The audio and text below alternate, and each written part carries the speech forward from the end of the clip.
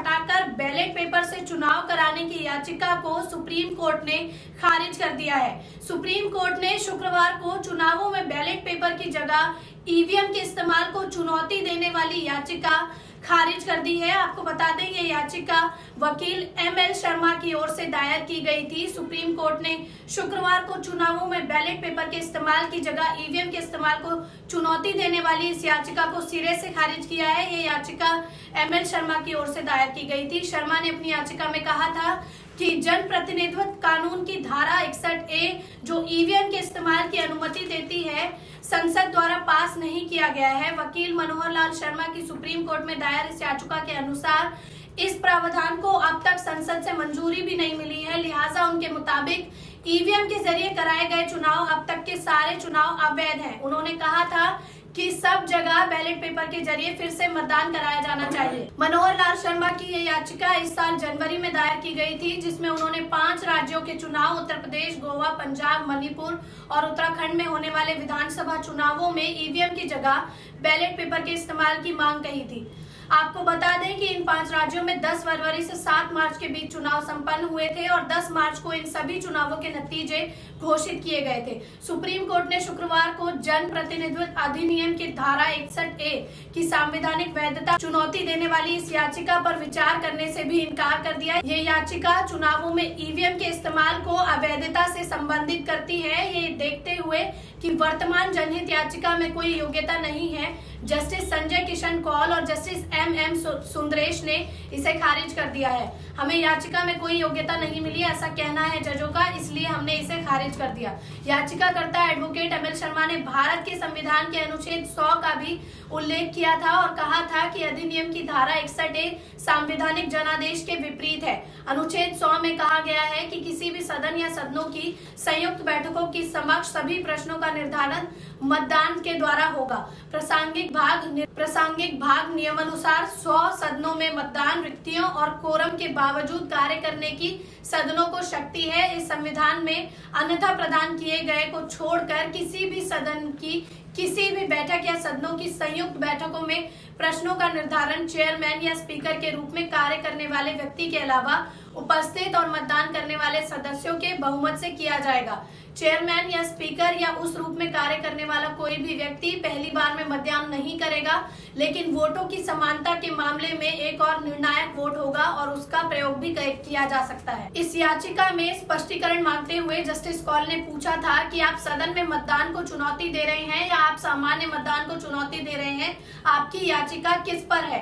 इस पर याचिकाकर्ता एमएल शर्मा ने जवाब दिया था कि धारा 61A को मतदान के माध्यम से सदन में पारित नहीं किया गया था और यह अनुच्छेद 100 के उल्लंघन में है। आगे याचिकाकर्ता ने न्यायालय से उनकी बातों पर विचार करने का आग्रह किया। इस पर जस्टिस कौल ने टिप्पणी की, हम ये कहते रहेंगे कि जनहित याचिका के जरिए आने वाले मामलों पर विचार नहीं किया जाना चाहिए। जहां कुछ विचार करने के लिए सामग्री हो, हम उस पर ही विचार कर सकते हैं। इससे पहले साल 2016 से शुरू हुआ विपक्ष का ईवीएम पर निशाना अब तक थमा नहीं है। एक के बाद एक चुनाव में अलग अलग राजनीतिक दलों ने ईवीएम की विश्वसनीयता पर सवाल खड़े करते हुए कई दावे किए हैं। जबकि चुनावों में हमने देखा है कि ईवीएम को बूथ तक लाने ले जाने वाली गाड़ियों में बीजेपी की चुनाव प्रचार की सामग्री जैसे झंडे, पर्चे आदि पकड़े गए हैं। कभी रातों रात ईवीएम ले जाने वाली गाड़ियां लापता हो जाती हैं, तो कभी वोटर दावा करते हैं कि वोट किसी और को दिया मगर पर्ची बीजेपी की निकली।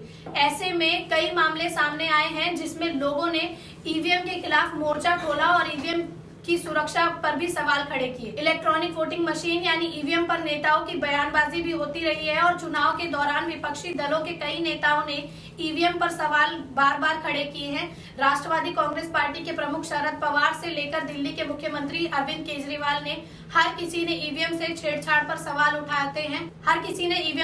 उठाए हैं और विपक्षी नेताओं का आरोप रहा है कि ईवीएम का सीधा फायदा बीजेपी को ही मिलता है। एनसीपी प्रमुख शरद पवार ने कहा था कि लोगों की भावना यही है कि मोदी नीति सरकार को बदल दिया जाए, लेकिन चिंता का एकमात्र विषय ईवीएम से छेड़छाड़ है। पवार ने आगे कहा था कि मैं कई निर्वाचन क्षेत्रों में गया हूं, लोग सरकार बदलने के मूड में हैं, वे केंद्र और राज्य दोनों ही जगह सरकार में बदलाव चाहते हैं, इस पर कोई भी सवाल नहीं है। हमारी एकमात्र चिंता तो ये है कि कोई इस तकनीक का इस्तेमाल करके चुनाव प्रभावित करने की कोशिश कर रहा है। हमारी चिंता इस मशीनों से जुड़ी हुई है। टीडीपी के नेता एन चंद्रबाबू नायडू ने भी आरोप लगाया था कि ईवीएम के साथ छेड़छाड़ हो सकती है, ईवीएम को हैक किया जा सकता है और हेर फेर की गुंजाइश है।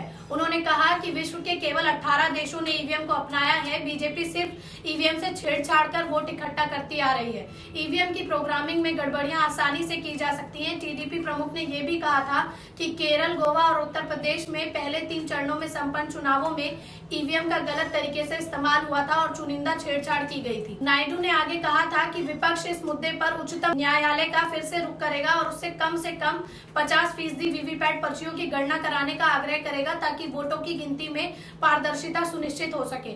उन्होंने आगे कहा था कि लोकतंत्र बचाने के लिए हमने चुनाव आयोग से कहा है कि दोबारा जांच के लिए कम से कम 50% वीवीपैट पर्चियों की गिनती हो और अगर ईवीएम में वीवीपैट पर्चियों की गिनती में कोई अंतर पाया जाए तो वीवीपैट को ही सही माना जाए। इससे पहले भी रामपुर में ईवीएम की गड़बड़ी पर अखिलेश यादव ने सवाल उठाए थे और उन्होंने ट्वीट करते हुए लिखा था कि पूरे भारत में ईवीएम खराब है या सिर्फ भाजपा के लिए ही मतदान हो रहा है। उन्होंने बताया था कि रामपुर के डीएम का कहना है कि ईवीएम का संचालन कर रहे मतदान अधिकारियों को ट्रेनिंग नहीं दी गई है। 350 से अधिक ईवीएम को बदला जा चुका है। जिस चुनाव के लिए 50,000 करोड़ रुपए खर्च होते हैं वहां ऐसी घटनाएं आपराधिक लापरवाही से बढ़कर है। आम आदमी पार्टी के सांसद संजय सिंह ने भी ईवीएम पर सवाल खड़ा करते हुए कहा था कि चुनाव आयोग धृतराष्ट्र की तरह काम करता है। उन्होंने कहा था आप कोई भी बटन दबाएं, वोट भाजपा को ही जाएगा। कांग्रेस के वरिष्ठ नेता सुशील कुमार शिंदे ने कहा था कि 50% वीवीपैट मशीनों की पर्चियां